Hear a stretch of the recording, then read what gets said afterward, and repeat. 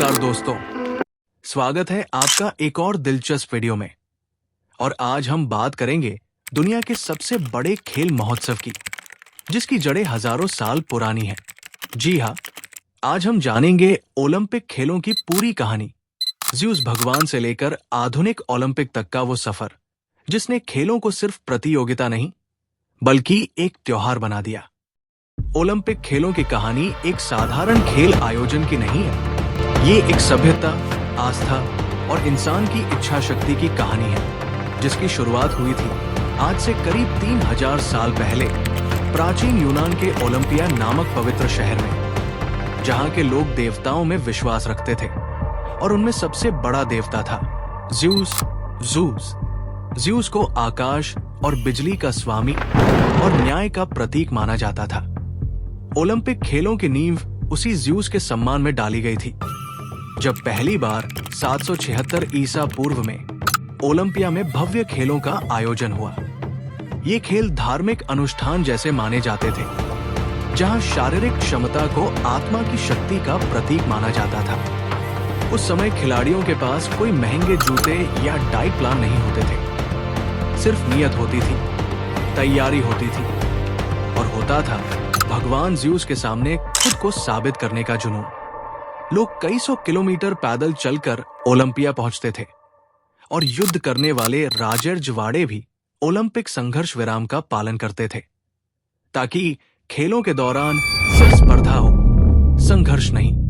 लेकिन जैसे जैसे समय बदला, यूनान पर हमला हुआ, रोमन साम्राज्य का प्रभाव बढ़ा और 393 ईस्वी में रोमन सम्राट थियोडोसियस प्रथम ने ओलंपिक खेलों को पैगन रीति कहकर सदा के लिए बंद करवा दिया।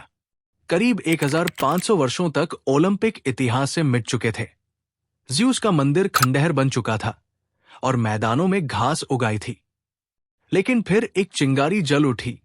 1894 पेरिस में एक युवा शिक्षक पियर दे कॉबर्टन ने सपना देखा कि अगर प्राचीन यूनान ने ज़्यूस के लिए खेलों को एकजुटता का माध्यम बनाया था, तो आधुनिक दुनिया क्यों नहीं।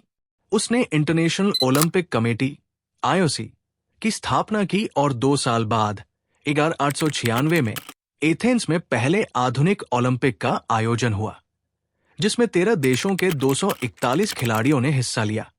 लेकिन फिर आया एक चमत्कार। स्पिरिडोन लुइस नामक एक साधारण ग्रीक डाकिया, जो हर रोज गांव-गांव चिट्ठियां बांटता था, उसने मैराथन में भाग लिया और विदेशी धावकों को पीछे छोड़कर जीत हासिल की।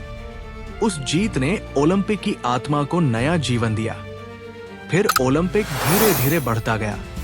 1900 पेरिस, 1904 अमेरिका और फिर विश्व युद्धों के कारण कुछ सालों तक ये रुका, लेकिन कभी थमा नहीं।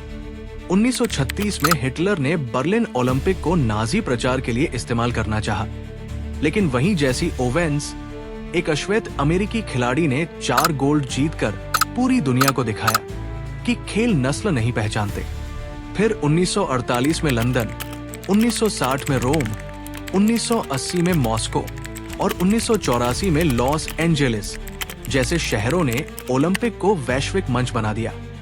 आज ओलंपिक सिर्फ एक खेल आयोजन नहीं है, ये एक विश्व एकता का उत्सव है, जहां 200 से ज्यादा देश, हजारों खिलाड़ी और करोड़ों दर्शक मिलकर ज़्यूस के उस आदर्श को आगे बढ़ाते हैं, जिसमें ताकत का मतलब सिर्फ जीतना नहीं, बल्कि सम्मान, अनुशासन और भाईचारा होता है। ओलंपिक की मशाल आज भी हर बार ओलंपिया की भूमि से ही प्रज्वलित होती है, जैसे ज़्यूस खुद उस आग को आशीर्वाद देता हो।